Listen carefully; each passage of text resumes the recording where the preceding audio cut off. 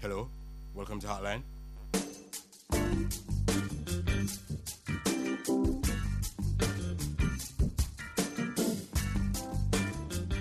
Welcome. Great having you today on Hotline and Hotline Interface. I'm your host, Emily Shields. Thank you so much for joining me on RJR 94 FM, on Jamaica News Network, wherever in the world you are listening to us, on the 94 FM band and on your cell phones from the US, UK, Canada, on the RJR app on the Google Play Store. We are delighted to have you. This is Hotline Interface. Emily's views, her position on the issues, her point of view backed up by the facts. Here are Emily's views. The murder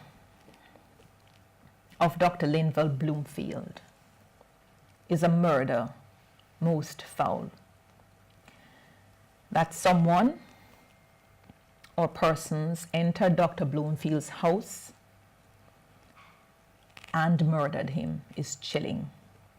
A man's home is his castle, and even if he invites guests into his home, it is still its home. And that anyone could feel enamored to have done what they have done to Dr. Bloomfield is more than a wake-up call for all of us. My condolences to the family, the political family, and the blood family of a man who served the country for a number of years. As regards the imminent by-election, it is my hope that out of respect for Dr. Bloomfield and because of the circumstances of his unfortunate and accelerated demise, it is my hope that the JLP will not contest that by-election. But we'll wait and see. Now to the PAC and Petrojam. Tuesday's sitting of the Public Accounts Committee of Parliament was an absolute beauty to watch. Under the competent and respectful chairmanship of Mark Golding, the committee members demonstrated in cross-party unity their commitment to the people of Jamaica to account for every cent of the taxpayers' dollars.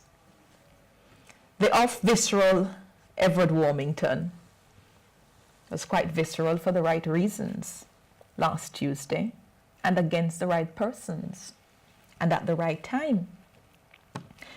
Mr. Warmington, a state minister in Andrew Holness's one of the many ministries, he refused from allowing his position to cast a shadow over his eyes based on this black hole, which is Petrojam.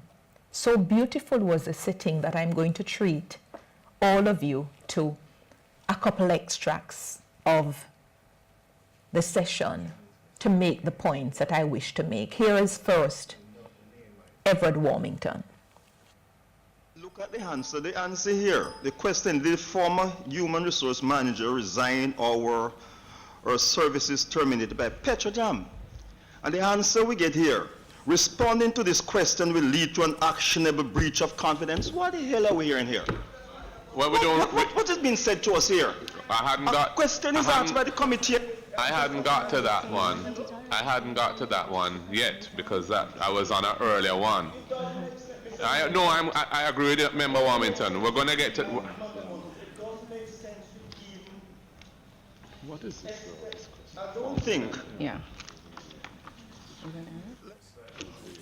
I don't think the committee should proceed. I don't think we should proceed with this.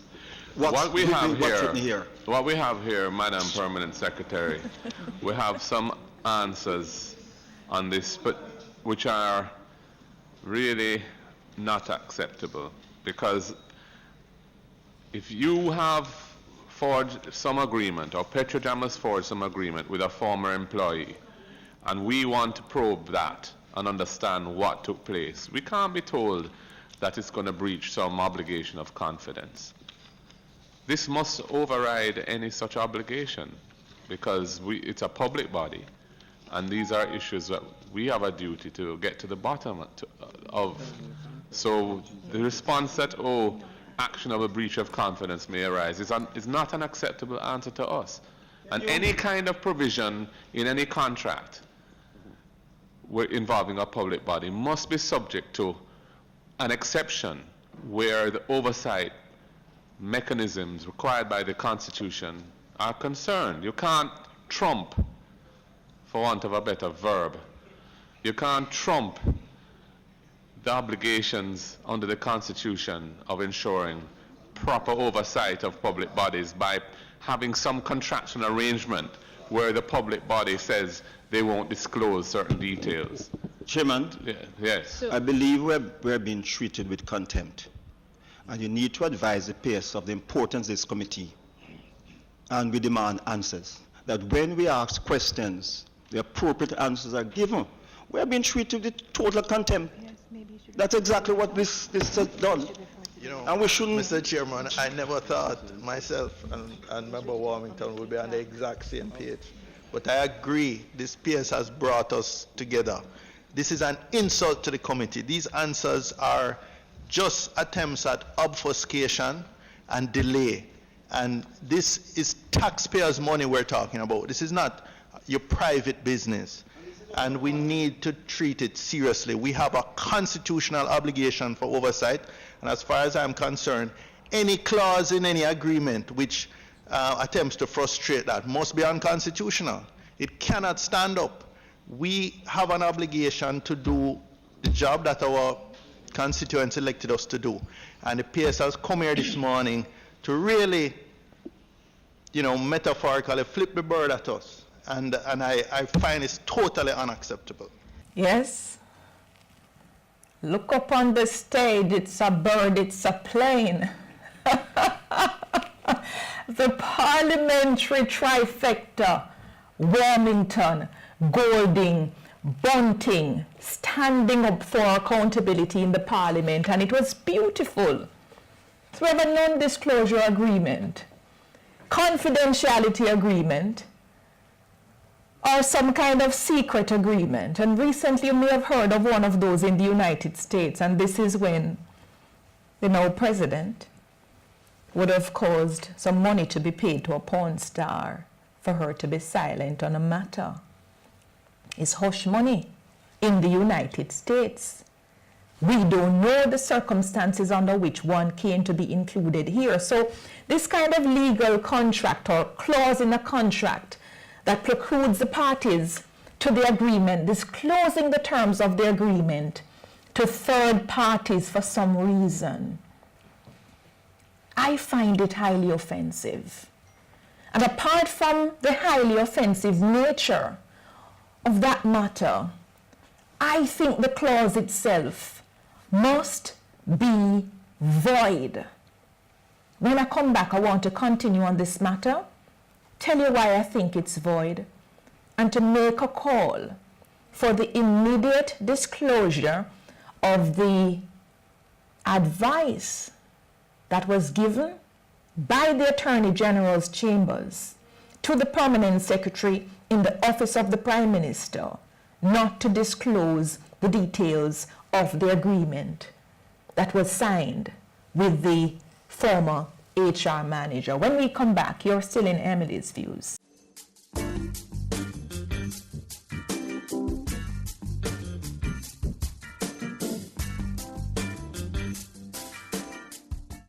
Thank you. We're back with you, viewers and listeners. So apart from the highly offensive and what I think is a void clause, this non-disclosure agreement, the Permanent Secretary, Mrs. Bennett Templar, seemed to have been saying that she was advised by the Attorney General's Department, not by the Attorney General herself, but by the Attorney General's Department, that the non-disclosure clause is valid and she should seek to get around it by refusing to answer the people of Jamaica in public. Let us see that exchange for ourselves to believe it. Yes, Could I ask yes, you, Chairman. presumably, the separation of this lady from Petrojam and any agreement around that was an agreement between Petrojam and her? At this point Presumably. in time, Chairman, I have to again refer to the letter that I sent this morning and the comment that I have made here that I would ask that we treat with this matter in a closed meeting. Chairman, let me go back again and ask her. It said, what was the compensation settlement for the separation? Was there a compensation settlement? I cannot answer No, any Mr. Chairman, questions I'm not on proceeding. this We matter. cannot proceed with this type of rubbish. I'm asking you a question. Is there a Pierce, you have tested our patience and our intelligence inside here all day. You have insulted our intelligence. I am not taking in more of it. I asked a simple question. The Parliament asks you a simple question. You do not refuse to answer Parliament. And we are not going in camera for that answer. I'm asking you a question. Was there a compensation settlement? Is yes or no? It is yes, sir. I'm losing my patience. I'm on this committee since 1980. And I've never come across something like this. I have never witnessed this type of contempt and insult to members of this committee. I ask you a simple question. Don't tell me about legal advice because you are getting incorrect legal advice. And also, you are the permanent secretary in the office of the Prime Minister. You are not a party to any contract. So I don't see how it can be any actionable breach of confidence for you to disclose as the accounting officer for your ministry, if that's what you are, an answer to a parliamentary committee tasked with oversight of this matter as to whether there was a compensation payment made or any kind of arrangement related to compensation was entered into with this separated HR manager. And I don't see why this has to be done in camera either. Either there was or there wasn't. And we have a right to know, and the public has a right to know. Chairman, I can only respond in relation to the legal advice that I have had from the Attorney General's chambers. And the Attorney General's chambers advice, which I have been given, is that it is not advisable for me to discuss this matter in this open forum, and that if the committee insists on a response, that I should ask for a meeting. Chair. Wow. Wow. This is incomprehensible, grossly unacceptable. And the parliamentarians stood up. I keep mentioning the parliamentary trifecta, Warmington, Golding, Bunting, because they are to be put up as models for accountability in Jamaica. Now let me deal with this point. Who are these third parties that are to be excluded from knowledge of this non-disclosure clause? Because the people of Jamaica cannot be third parties to an agreement entered into by Petrojam when the company is owned by the government and the people are the government. Recently, the Attorney General in the United Kingdom, Geoffrey Cox, was held in contempt, of Parliament after his refusal to disclose the advice he gave to the government on Brexit.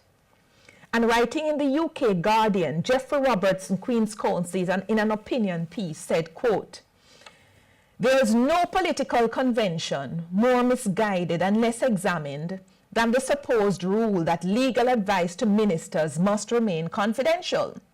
This is the basis for the government's refusal to publish the Attorney General's advice on Brexit, instead releasing a summary. The refusal relied on the theory of attorney-client privilege, namely that counsel's advice to client is confidential to that client who has sole discretion over whether to publish it. Ministers, however, are no ordinary clients. Ministers expend taxpayers' money when instructing counsel to provide an opinion on the law, a law that everyone is entitled and indeed presumed to know. In so doing, they act not for their personal interests, but on behalf of the people whose interests they are bound to represent. In any true democracy, the public should be able to see that advice, to discuss and debate it, and since it is not infrequently proved later in court to have been wrong, to expose its errors before the government acts unlawfully or mistakenly. I've read that opinion now, and I read it 2 months ago. I thought it brilliant then, and I still do now. The bonus is that it accords with my views as well. And I think arising from this matter regarding Petrojam and the refusal of the Permanent Secretary, Mrs. Bennett Templar, to disclose to the people publicly details of agreement entered into on behalf of the people, that we should demand that the advice sought of the Attorney General and the advice given by the Attorney General should both be disclosed to the people of Jamaica. Who sought that advice? Because whoever did, they're paid from the public purse. And whomsoever gave the advice is also paid from the public purse. So we have a right to see the questions and the answers, not only through a parliamentary committee, such as the PAC, a brilliant job they're doing, but through the media. The last thing I will say in this segment, the Prime Minister has made himself extremely vulnerable by holding on to the Energy Ministry. He's not reading this matter properly. He has not read it properly in a long time. Recently, the governing party in Guyana suffered a massive defeat by a vote of no confidence because a government member voted with the opposition on that no confidence motion, and elections are imminent.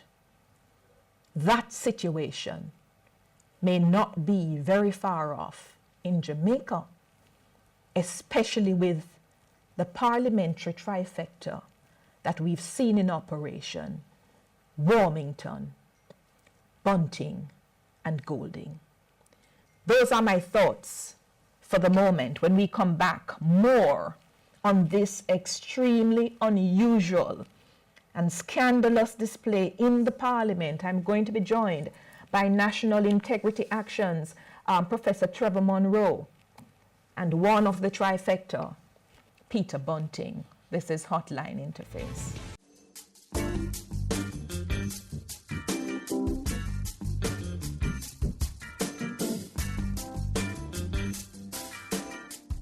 RJR's Hotline with Emily Shields.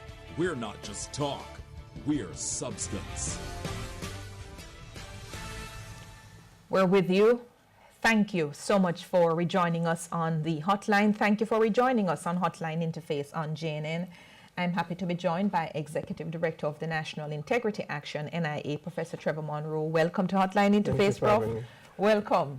Yes, and star boy, Peter Bunting, opposition spokesman on everything, industry and commerce. Welcome, Mr. Bunting. Thank you. I was really, really proud of, as I said, yourself. I think there were some exemplary performances in the Parliament.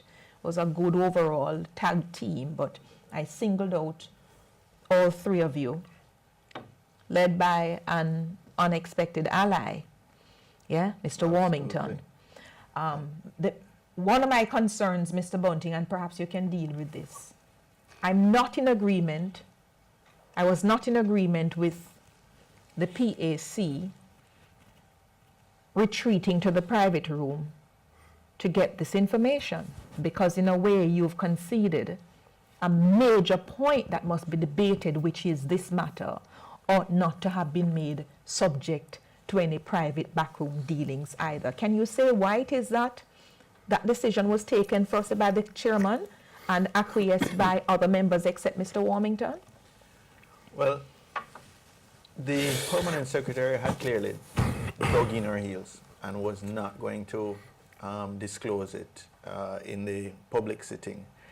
And while we could have stood on the principle in that moment, Yes. which would have effectively adjourned the sitting, because we would have not been able to go any further. I think it was decided that let us go in camera, get the information, but so soon as we come back, the chairman disclosed the information that was given in the private session of the sitting. So, you know, it was, I think it just, in a sense, a concession maybe, to get to the substance rather than get hung up on the form of it. Yes. Since we were going to put that information into the public space in any event. Right, but the bigger issue, Prof, on this, for me, the bigger issue is the principle that they sought to corrupt by saying this thing is subject to a non-disclosure clause. Your thoughts on this whole non-disclosure clause in a contract or in a settlement agreement where a public entity is one of the parties? Absolutely outrageous and unacceptable. The Parliament has a responsibility under our Constitution to hold the executive to account. It can only do so if it has full disclosure on all the relevant information.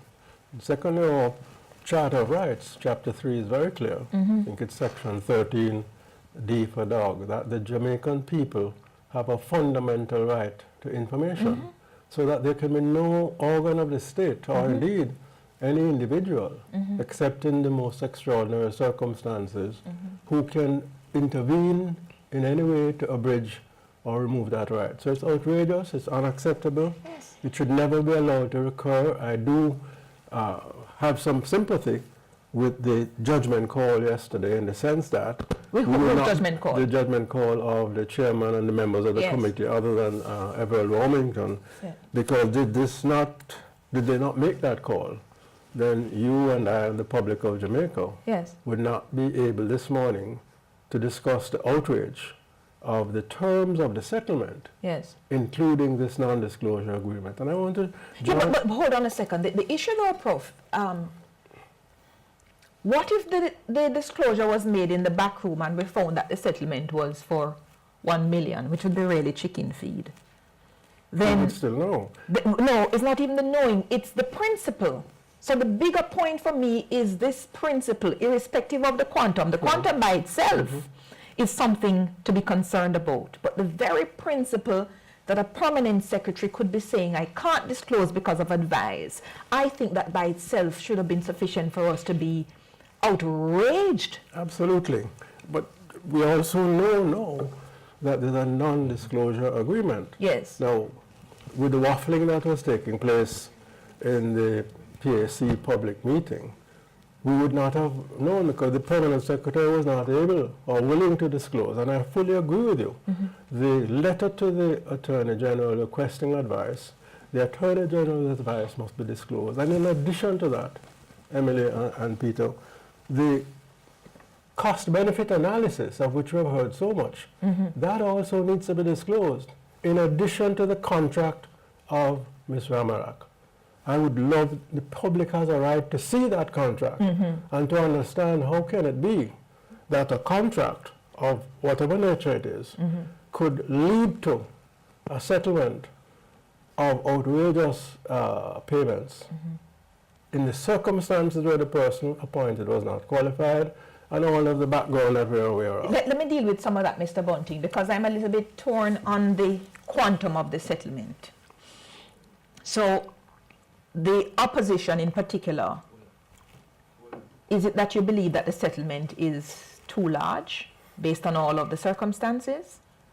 Well, based on the information in front of us, we don't believe there should have been any settlement at all. The Auditor General's report catalogs a number of breaches of the policies, and just, you know, certain things like employing your brother when he has already been rejected by an interview panel as not having the qualifications. Even if there was no explicit Petrojam rule on that, just good sense and conflict and manifestly apparent conflict of interest would state that that is totally inappropriate and by itself. But it is explicitly dealt with in the Petrojam's policies and procedures. This is the issue that I have, Mr. Bunting. Whilst I agree with you on what the Auditor General found, and I think this is where the Parliament can benefit, I think all parliamentarians need a course in labor relations matter.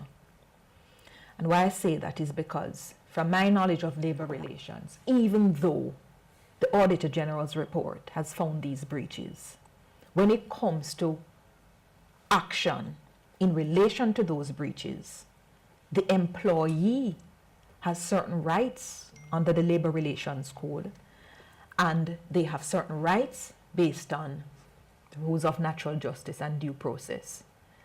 And what I heard the chairman of Petroja, general manager, saying, Mr. Watson, they were trying to ensure that they stuck scrupulously to the Labor Relations Code by giving the employee the right to be heard in a hearing, even though the Auditor General made those findings. Because if they didn't give her the right, we could end up paying millions at the IDT. Don't misunderstand me. I'm not saying that they're, whatever the disciplinary process that Petrojam or the ID or the Labor Relations Code has established shouldn't have been followed. But there is a prima facie case based on the Auditor General's report for dismissal for cause. No. Why do you say that? Because again, I said it's in relation to my knowledge of labor relations matter. Even if look, I'm not a labor relations expert, but let me make a comment as well as practice labor relations. Yes. 25 years. Coming back to Mr. Bunting. Yes, Prof. Go to 25 years. Natural justice, obviously. Yes. The person charged with a dismissible offense has to know what the charge is, one. Two, has to have the opportunity of being represented at a hearing. And especially if they run the risk of being dismissed by the IDT rulings, they need to be told that it would be advised that they bring an attorney to the session, because work is a social good. So it becomes However, more elaborate. The question then becomes, what is the strength of the case by the management based on her contract, which is why we need to see the contract. Does the contract say that if you do A, B, and C, you're subject to summary dismissal after a hearing? Or is it silent on that? We need to see that contract. And secondly, given the strength of the management's case and the benefit to be derived from standing up for principle in the context of all that we know about Petrojam, that benefit should be brought into the cost-benefit analysis, because the cost now is reputational damage, not just to the government of Jamaica and to the Prime Minister, but to the entire system of governance. Because the whole thing has been brought into disrepute. A police constable who has been protecting your line, states of emergency, and security guards. Police constable gets $754,000 a year. A $9 million settlement is higher than what the Prime Minister gets. He gets 8.6, including allowances. It's an outrageous sum, and we need to understand why is it. In fact, we need to see the notes of the disciplinary hearings, because the disciplinary hearings reached a certain point, and at that point, the lawyers threatened to litigate unless it was settled. We need to understand how can the force of a threat put the entire government of Jamaica against the wall to the extent of reputational damage that cannot be calculated, and the $9 million which everybody thinks is outrageous. What about, you heard that a threat was made by the lawyers to say that if they didn't settle, then... I only heard that on a talk show yesterday. I heard a letter being read out that was purported to be a letter from the attorneys, but we didn't get that information at the Public Accounts Committee. But let me just say, Emily, there's also a greater moral hazard to this approach. With all this misconduct, the cronyism, the nepotism identified, what signal are you sending to all other public sector employees when you turn around and reward that behavior with a settlement? For 1 year and 9 months' work, this individual has collected $32 million from the taxpayers of this country. A teacher would probably have to work 20 odd years to earn that $32 million. That's true, but that's not a fair comparison, though, Mr. Bunting. Why is it not a fair comparison? I agree. Why is it not a fair comparison? Because the teacher is probably better qualified, yes, academically, because this person did not even meet the standards set by the same organization. I agree, but even her not meeting the standard is not a procedural fault that can be laid at her feet since she didn't employ herself. So it shouldn't be a consideration to come into her settlement package at the end of it. When she employed her brother against the rules after he being rejected by a panel, she does not have any complicity in that. She doesn't have any liability. Yes. That's her own And she's behavior. clearly challenging that. Let me take a break and come back, Mr. Bunting. Just before the break, though, there's a lot happening on social media. The Attorney General has put out a couple tweets in the last half an hour or so. This one says, while no office is above question or criticism, I caution you to resist the urge to jump to conclusion about any advice given by the Office of the Attorney General, who is or was not Petrojam's lawyers and who took no part in the settlement agreement or the confidentiality clause in issue. Appreciate the tweet, Attorney General, and no conclusions are being jumped to here, which is why I go to first principle. Disclose the request for the advice, 1, and 2, disclose the advice itself so no conclusions can be leapfrogged. Let me take a break. This is Hotline Interface.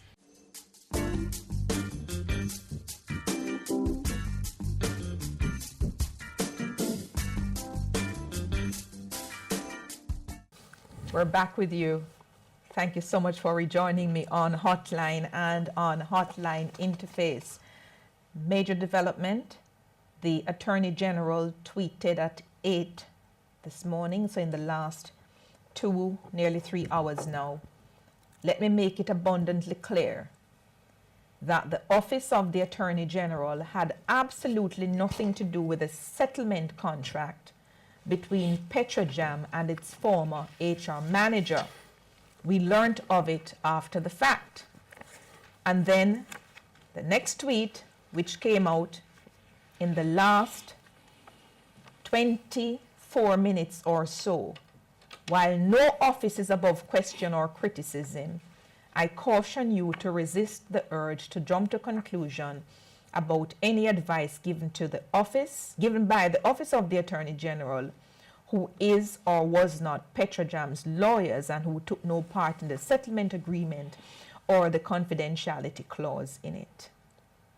I have some thoughts. Let me come to you, Prof. Your thoughts on, firstly, the first tweet.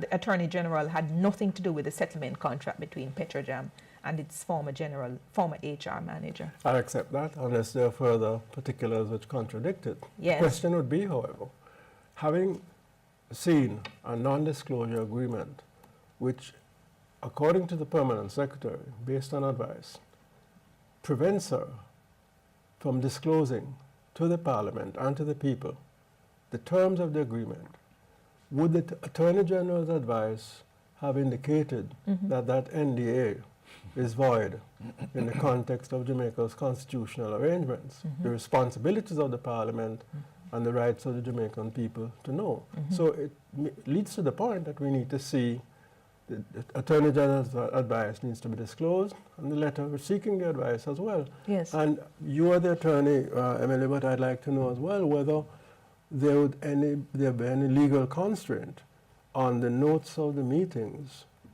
the disciplinary hearing at Petrojam, which is a public sector entity, being disclosed, and therefore the exchange of letters, which one media house has already, in which the lawyers of Ramarak threaten Petrojam if they do not come to some settlement to litigate the matter in a case which, looking at it as a person of some trade union experience, would be extremely weak, either from the trade union representative's point of view or from a legal point of view. So what then could be the strength of the threat that would force a representative of the Jamaican government at Petrojam to buckle and to cave in and to come to a settlement which is causing outrage amongst our people? Yes, I'm going to come to Mr. Bunting in a moment, but if what you quote is correct about the letter from the lawyers for Ms. Ramharak, she seemed to have had really good lawyers.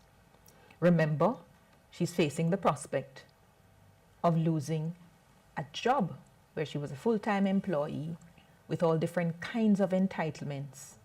It's not one that is based on fixed-term contract or whatever. And when public condemnation is down on an individual because of an Auditor General report, in that meeting of the hearing, I think the attorney was in his or her right to ensure that based on the principles of natural justice, based on her right to be heard, to answer all of what Petrojam should have written to her about, that she puts up her best defense in that meeting. So they're taking issues. Petrojam was saying, you did this. It's obvious to me that the lawyers for Ms. Ramharak were saying, I did not do this. So they were pushing back. Right. And there was obviously some kind of stalemate, which is why the lawyer did, on the face of it, proper lawyering to threaten some kind of action. She's not without remedy. No, I'm not. The lawyer did what he or she is obligated to do. But what about the lawyer of Petrojam? Why does a lawyer of Petrojam not demonstrate the same courage and expertise? And I would point out that the Auditor General is also a professional in her own right. She would not have come to these very damning conclusions without having evidence, documented evidence of the behaviors and the breaches that she's speaking to. She's very careful. She went in there and her team for months. Yes. So they would have collected, cabinet loads of evidence. Which would have been available in a litigation. Which would have been available. She would have collected that evidence from Petrojam. So Petrojam would have had the originals of all of those documents. But, your thoughts on the AG's tweets? You know what I find very strange is that everybody seems to be distancing themselves from this issue. Even in Parliament on Tuesday, when the Prime Minister was clearly in a spot of bother, trying to, navigate through this tortuous reasoning he was attempting, no other MP really came to his defense. Everybody sat very quietly. It's like everybody wants to keep their distance from this Petrojam issue, and in particular, this obviously very powerful lady. And for good reason. Why has no member of the administration of Petrojam come on CVM, Nationwide, Emily Shields, to defend the course of action that has been taken? I'm sympathetic to the Prime Minister and Emily. Are you? I'm sympathetic because as Prime Minister, the portfolio responsibilities of economic growth and so on, 51 departments. Yes. 5-1. Now, when you assume in the context of Wheatley's dismissal, which should have been much earlier than it did happen, 19 other departments. Yes. That's 70. Now, you have to look at the talent available to you, given Jamaica's constitution. But not only to divest some of the portfolio responsibilities on departments. And the limitations in how far you can go to the Senate to get I can appreciate to look at the talent, but there is a bit of perhaps a snobbery, maybe intellectual snobbery that is involved here. Because if you look at the talent and somehow believe that you are the only capable one, it demeans the people around you, which is why I'm not going to sympathize with the Prime Minister when him take up load upon him neck, when him could give other people. This burden is a self-imposed burden. It's a self-imposed chain. Yes. Yes? So I don't take respond to the tweet from the Attorney General for me. She said the AG's department had nothing to do with the settlement contract between Petrojam and its former HR. In a sense, that's a bit of a straw man. Nobody had said that it was the AG that advised Petrojam. The issue, the PS told the committee was that her advice from the AG's department was that she couldn't disclose this information. Yes. So the tweets speaking to distancing the AG's department from Petrojam's advice is really a diversion. That's a red herring. What the AG needs to address frontally, and I would suggest in more than the characters available in a tweet or two, is the basis of her advice, or disclose the opinion that she gave to the PS in the office of the Prime Minister that caused both the PS and the Prime Minister to look foolish. Yeah, but let me ask you something on the PS, because I don't know, maybe a couple of years ago I did form the view that permanent secretaries had a lot more force, a lot more surety in speech, and would have had a greater knowledge base around a lot of things to be able to respond comprehensively, even in the moment. I find with this permanent she's new to this area, but she's not new to the permanent secretary position. No, and she's been in senior offices in the public sector for over a decade. So what could explain, Prof, before we have to go, in your view, this absence of the sure-footedness, the very timid approach that she seemed to have been exhibiting in Parliament? What do you put it down to? Well, once again, I don't think we, the public, should allow ourselves to remain puzzled for too long. We need to know what was the letter seeking advice. Secondly, what was the advice given? Thirdly, what was the cost-benefit analysis done that allowed our Prime Minister, as Peter puts it quite rightly, to look foolish, trying to answer what would have been very difficult circumstances in normal times. And beyond that, Emily, this Petrodam thing is not ended. There are many hearings to come. And one of the issues that are now on us is the issue of the forensic audit. Petrodam should have nothing to do with either the draft or the terms of reference. And in that context, the terms of reference need to be broadened to include not just who got the barrels, but also issues related to the other breaches, including these that we're discussing at Petrodam. Regrettably, I'm up on time, so I can't take the last word from Mr. Bunting, but I know there'll be no last word from you because the matter continues. Can I thank you for watching? Come with me on Hotline Simplicity right after the break. Thank you to my team. Take care.